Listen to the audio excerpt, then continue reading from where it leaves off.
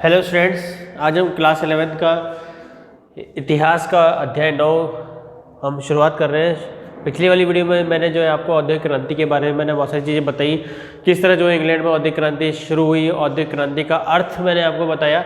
अब उसके बाद चलते हैं कोयला और लोहा, यानी कोयला और लोहा जो है किस तरह जो है ब्रिटेन के अंदर यानी इंग्लैंड में जो है ये आगे बढ़ा। तो देखिए आप, कोयला और लोहा, तो इंग्लैंड में जो है इस मामले में जो है सौभाग्यशाली था और वहाँ मशीनीकरण में काम में आने वाले मुख्य सामग्री जैसे कोयला और लौह अयस्क बहुतायत से उपलब्ध था। यानी कहना है कि वो सौभाग्यशाली था कि उस समय ब्रिटेन में क्या था, कोयला और लोहा काफ़ी बड़ी मात्रा में वहाँ प्रचुर मात्रा में मिलने लगा पाया और फिर उसको बाहर निकाला गया संसाधन के रूप में और फिर इसका इस्तेमाल किया जाने लगा। उसके अलावा जो है वहाँ उद्योग में काम में आने वाली अन्य खनिज जैसे जो है सीसा, तांबा, रांगा, टीन भी खूब मिलता था। ठीक है, तो जो महत्वपूर्ण जो तत्व जो है औद्योगिक इकाई के लिए अति आवश्यक है, वे तत्व जो है खनिज जो है वो बड़ी मात्रा में वहाँ मिलने लगे।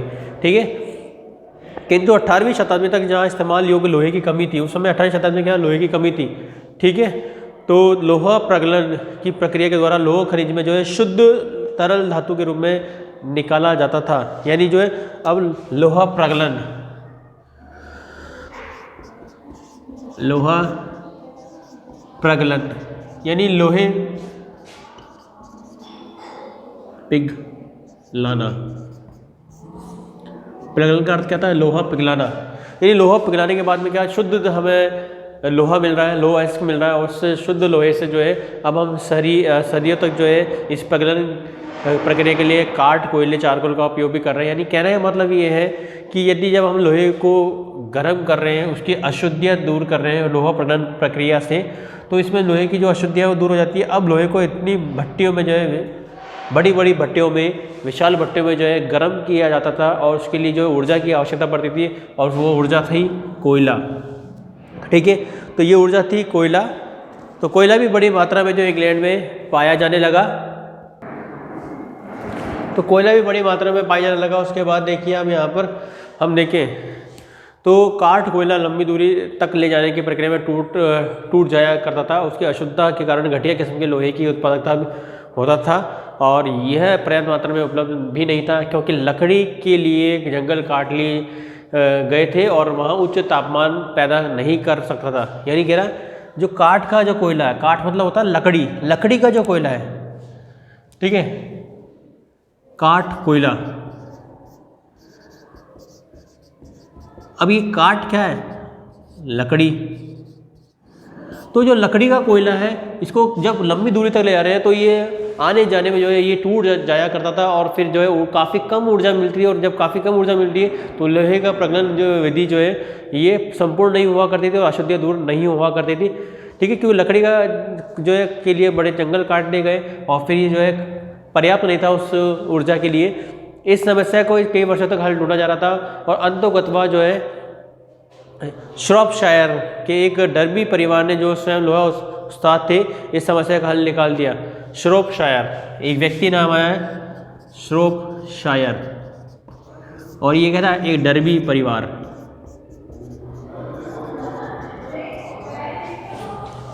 एक डर्बी परिवार था जिसने जो है इस समस्या को दूर कर दिया।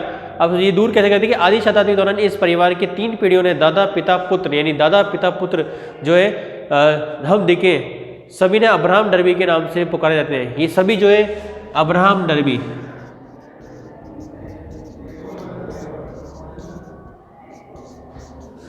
अब्राहम डर्बी के नाम से जो है जाने जाते हैं। तीनों ही दादा पिता पुत्र धातु कर्म उद्योग में क्रांति ला दी और इस क्रांति का आरंभ जो है 1709 में प्रथम अब्राहम डर्बी ने द्वारा किया गया और आविष्कार हुआ। ठीक है, देखो आप,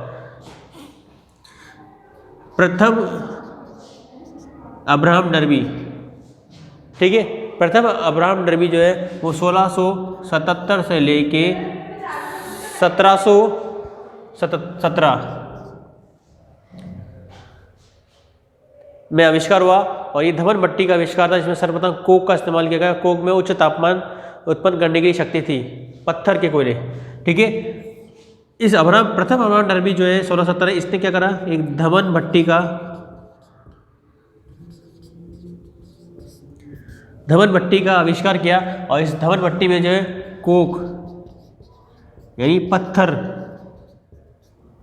कोयला, पत्थर के कोयले का इस्तेमाल किया गया और फिर बड़ी मात्रा में जो है लोहा को जो है भट्टी में जो है गर्म किया गया और फिर जब उच्च तापमान मिलने लगा भट्टियों के अंदर तो कोयले की जो संपूर्ण जो अशुद्धियाँ है वो पिघल कर ऊपर आ गई और फिर अशुद्धि को बाहर हटाकर शुद्ध जो है लो अयस्क प्राप्त किया गया और शुद्ध लो अयस्क में जो है बॉक्साइट मिलाकर जो है काफ़ी मजबूती दी जाने लगी धातु को। तो इस धमन भट्टी के आविष्कार जो है ब्रिटेन के अंदर क्रांति ला दी और प्रथम अब्राहम डर्बी ने जो है इसका आविष्कार कर दिया धमन भट्टी का। ठीक है, तो कोक में उच्च तापमान उत्पन्न करने की शक्ति थी और वो पत्थर के कोयले से गंधक और अपद्रव्य निकालकर तैयार किया जाता था और इस आविष्कार का फल हुआ कि तब से भट्टियों को काठ कोयले पर निर्भर नहीं रहना पड़ा और इन भट्टियों में जो पिघला हुआ लोहा निकलता था उससे पहले की अपेक्षा अधिक बढ़िया और ढलाई की जा सकती थी। यानी अब जो कोक कोयले से जो हम कहा जाए कि कोक कोयले से जब हम लोहे को गर्म करके उसकी अशुद्धि दूर करें तो अब बढ़िया किस्म का लोहा हमें मिल रहा है और अच्छी क्वालिटी का अच्छी गुणवत्ता का जो हमें कोयला प्राप्त हो रहा है। ठीक है, और ढलाई के लिए भी इस्तेमाल किया रहा है। इस प्रक्रिया में कुछ आविष्कारों और आगे और सुधार भी किए गए और द्वितीय डर्बी जो है ये प्रथम अब्राहम डर्बी था। द्वितीय जो अब्राहम डर्बी है 1711 से 1768 में ढलवा लोहे पिग आयरन में पिटवा लोहे का विकास किया जो कि कम भंगुर था और हेनरी कोर्टने ने जो है आलोडन भट्टी, ठीक है, और बेलन मिल का आविष्कार किया। ठीक है, तो बेलन मिल का भी इस्तेमाल हो रहा है। इससे क्या हो रहा है, लोहे को जो है गर्म करके ठंडा करने के बाद में उसको बेलन भट्टी में जो है इसको रोल करके जो है उसको शीट चादर का रूप दिया जा रहा है उस लोहे को, ताकि उससे जो है शीट से काफ़ी जो है यंत्र और उपकरण बनाए जा सके। तो इस तरह से जो है मशीनों का इस्तेमाल रोज़मर्रा के काम में आने वाली जो तमाम जो लोहे की धातु की जो वस्तु है इसका इस्तेमाल जो है अब होने लगा, इनका निर्माण होने लगा। तो अब जो है लोहे के उत्पाद में जो है टिकाऊपन मजबूती भी आने लगी, जिससे जो है ये सारा काम जो है बड़ी आसानी से संपन्न होने लगा। उसके बाद देखिए आप तो द्वितीय डर्बी ने जो ढलवा लोहे और पिटवा लोहे का जो है भट्टियों का आविष्कार किया। उसके बाद तृतीय डर्बी ने जो है 1789 में जो है विश्व में पहला लोहे का पुल कोलब्रुकडेल, ठीक है, कोलब्रुकडेल में बनाया और सेवन नदी पर बनाया। तो ये भी एक क्रांति थी उस समय, लोहे का पुल बनना एक बड़ी क्रांति थी उस समय, औद्योगिक क्रांति। नदियों को जो है पुल के द्वारा जोड़ा गया। यह दो मार्ग को जो है जहाँ पे बीच में नदी है उस नदी में जो है लोहे का पुल बनाना संभव हो चुका है थर्ड डर्बी के द्वारा। कोलब्रुकडेल में सेवन नदी पर यह नदी जो है पुल बनाया गया। ठीक है, तो देखिए अब आगे आप फिर विल्किंसन ने पानी की पाइपें और पहली बार जो है ढलवा लोहे से बनाई। अब जो अगला जो व्यक्ति है इन्होंने क्या पाइप जो है वो भी लोहे के बन रहे हैं, जिससे पानी की सप्लाई या ईंधन की सप्लाई जो है इस लोहे के पाइप से भी द्वारा की जा रही है। ठीक है, तो इसके बाद लोहा उद्योग कुछ खास क्षेत्रों में कोयला खनन तथा लोहा प्रगलन की मिलीजुली इकाइयों के रूप में केंद्रित था और ये ब्रिटेन का सौभाग्य ही था कि वह एक ही द्रोणी क्षेत्र में, जहाँ तक कि एक ही पट्टियों में उत्तम कोटि का जो है कोकिंग कोयला और उच्च स्तर का लोह खनिज भी पाया जाता था। ये द्रोणी उन पत्तनों के पास ही थी।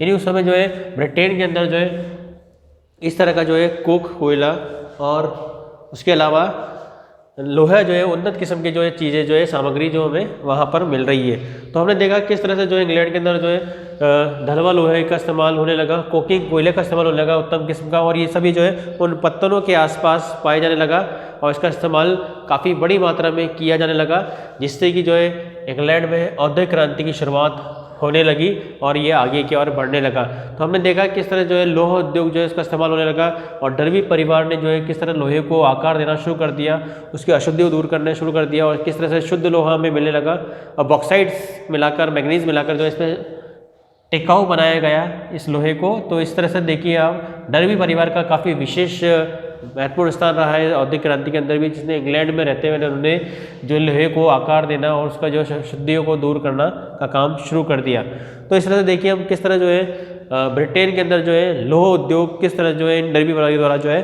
फला और फूला। आगे देखिए आगे और उसके बाद देखिए आप तो यहाँ पर एक 5 तटीय कोयला क्षेत्र में थे जो अपने उत्पाद और उसके लिए जाने जाते थे, सीधे जहाज़ों में लदवा सकते थे और चूंकि कोयला क्षेत्र समुद्र तट के पास ही था इसलिए जहाज निर्माण कारोबार और नौ परिवहन का व्यापार खूब फला फूला। ठीक है। उसके बाद देखिए आप ब्रिटेन में लोह उद्योग 1800 से 1830 के दौरान जो अपने उत्पाद को चौगुना बढ़ा दिया और उत्पादन पूरे कोयले में सबसे सस्ता था। और 1820 के दशक में 1 टन ढलवा लोहा बनने के लिए 8 टन कोयले की ज़रूरत थी, किंतु 1850 में तक आते आते ये मात्रा घट गई और केवल 2 ही टन कोयले के 1 टन ढलवा लोहे का बनाया जाने लगा। और 1848 में जो है ये स्थिति और आई कि ब्रिटेन में पिघलाए जाने वाले लोहे की मात्रा बाकी सारी दुनिया द्वारा कुल मिलाकर पिघलाए जाने वाले लोहे से भी अधिक है। तो हमने देखा है किस तरह जो है ब्रिटेन के अंदर जो है हम देखें तो लोहे और कोयले का इस्तेमाल से जो है वहाँ पर औद्योगिक क्रांति ला दी और औद्योगिक इकाइयाँ जो है फलने और फूलने लगी और वो अपने चरम पर पहुँच गई। और इस तरह से कोकिंग कोयला और लोहे का इस्तेमाल जो है वहाँ पर होने लगा। तो देखिए हमने इस तरह इस वीडियो के अंदर आपको बताया कि किस तरह जो है लोहे और कोयले का जो है एक महत्वपूर्ण स्थान रहा वहाँ पर और इसने जो है वहाँ पर औद्योगिक क्रांति ला दी। तो ये था हमारा लोहे और कोयले का योगदान। अब देखिए अब आगे चलते हैं कपास की कटाई और बुनाई। अब जो लोहे से जब अलग अलग उपकरण और कल पुर्जे बन रहे हैं तो अब कपास और बुनाई के लिए भी जो है मशीनों का इस्तेमाल होने लगा और इससे भी जो है औद्योगिक क्रांति को बढ़ावा मिला। तो आइए हम इस चलते हैं इस वीडियो के अंदर और आगे चलते हैं कपास की कटाई और बुनाई के अंदर। तो इसमें आप देखेंगे यहाँ पर तो ब्रिटिश हमेशा जो है ऊन और सन यानी लीलन वाले बनने से कपड़ा बुना करते थे, ठीक है। तो ये ऊन के कपड़े पहनते थे, नेचुरल बात है, और लीलन रेशम जिसे कहते हैं। तो 17वीं शताब्दी में इंग्लैंड में भारत में बड़ी लागत में सूती कपड़ों की कांटों का आयात करता था। लेकिन जब भारत के हिस्सों में ईस्ट इंडिया कंपनी जब वहाँ पर राजनीतिक नियंत्रण स्थापित किया भारत के अंदर आके, तो इंग्लैंड में कपड़े के साथ साथ कच्चे कपास रुई का आयात भी शुरू कर दिया और जिनकी इंग्लैंड में आने वाली कटाई की जाती थी और वहाँ पर कपड़ा बुना जाता था। तो यहाँ पर क्या है कि हम देखें इसके अलावा अब हम देख रहे हैं यहाँ पर कपास की कटाई एवं बुनाई, ठीक है। तो कपास की कटाई और बुनाई दोनों चीज़ देखिए आप यहाँ पर। ये जो चीज़ जो है यहाँ पर देखें हम तो कपास की कटाई और बुनाई, तो जब वहाँ पर इंग्लैंड में जब ये इंग्लैंड मंगवा रहा है उस चीज़ को आयात करवा रहा है, ठीक है, किससे, भारतीय कपास को, तो वहाँ पर इसकी डिमांड बढ़ गई और वहाँ पर कपास इसकी कटाई की जाने लगी, वहाँ से उससे कपड़े बनने लगे, वहाँ से रुई बनने लगी और इसका इस्तेमाल जो है काफ़ी ज़्यादा इंग्लैंड में होने लगा। तो इस तरह हमने देखा है कि इस तरह कि इंग्लैंड में किस तरह जो है औद्योगिक क्रांति जो है सामने आई और इस तरह जो है इसका विकास हुआ, ठीक है। तो यहाँ हमने देखो इस वीडियो में आपको मैंने बताया कि किस तरह जो है कोयला उद्योग, लोहा उद्योग, कपास उद्योग जो है इंग्लैंड में फलने फूलने लगा और यहाँ पर जो है औद्योगिक क्रांतियाँ होने लगी। ये तमाम बातें जो मैंने आपको इस वीडियो के अंदर बताई है और इसके अंदर देखिए आप डर भी देखते जो है कोलब्रुकडेल जो पुल है सेवर नदी पर बनाया गया, ये आपको इम्पोर्टेंट है काफ़ी, ये आपको याद भी रखना है ताकि आने वाले जो है परीक्षा में जो है हाफ ईयरली में या ईयरली में जो है एक प्रश्न पूछा जा सकता है कि विश्व का पहला लोहा निर्मित पुल जो है वो कौन सा है, उसका नाम बताइए, कहाँ कौन सी नदी पर स्थित है, तो आपको ये बताना पड़ेगा, ठीक है। 1779 के अंदर जो ये पुल बनना शुरू हुआ था, बन चुका था। तो अब प्रश्न ये आता है कि औद्योगिक क्रांति के लिए कौन कौन सी परिस्थितियाँ जिम्मेदार रही या उसके आगे बढ़ाने में जिम्मेदार रही। तो आप इसमें जो है लोहा और कोयला को जो मैंने अभी इस वीडियो के अंदर बताया इसका बारे में आप लिख सकते हो, तो आपको अच्छे अंक मिल सकते हैं इस परीक्षा के अंदर। उसके बाद में जो है कपास की कटाई, कपास का जो एक महत्वपूर्ण स्थान रहा है, ठीक है, औद्योगिक क्रांति के अंदर। तो इस तरह से इस वीडियो के अंदर जो मैंने आपको जो है केवल लोहा, कोयला और कपास के बारे में चर्चा की है, ठीक है। तो इस वीडियो में आपने देखा है कि धीरे धीरे एक एक संसाधन का इस्तेमाल किया जा रहा है, लोहे का हुआ, फिर कोयले का हुआ, उसके बाद कपास का, ठीक है। तो हर एक जो है इंग्लैंड में जो है हर एक प्राकृतिक संसाधन का इस्तेमाल किया जाने लगा और जब ये नहीं मिला तो आसपास के क्षेत्रों से जो इसको प्राप्त करके और देशों को अपने उपनिवेश बनाकर ब्रिटेन ने या फिर इंग्लैंड जो है जैसे हम कह सकते हैं इन और देशों को अपना उपनिवेश बनाकर जो है इन पे कब्जा करके जो है वहाँ के संसाधनों का इस्तेमाल करना शुरू कर दिया और इनका उपभोग करना शुरू कर दिया और वहाँ पे औद्योगिक क्रांति की शुरुआत होने लगी। ठीक है, तो आज की इस वीडियो में इतना ही काफ़ी है। मिलते हैं फिर नेक्स्ट वीडियो में। ठीक है, आगे बढ़ाते हैं इस टॉपिक को। सुनने के लिए धन्यवाद। Thank you.